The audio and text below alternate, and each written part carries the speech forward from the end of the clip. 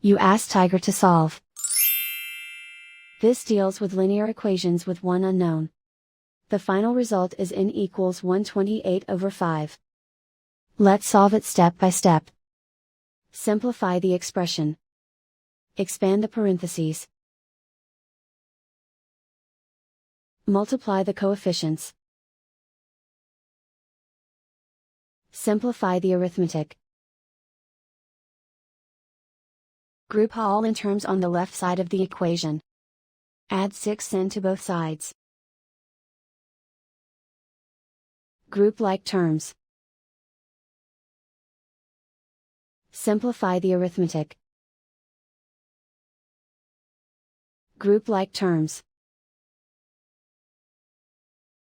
Simplify the arithmetic. Group all constants on the right side of the equation. Add 8 to both sides. Simplify the arithmetic.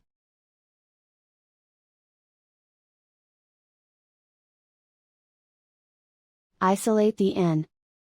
Divide both sides by 5. Simplify the fraction. And so the final result is n equals 128/5.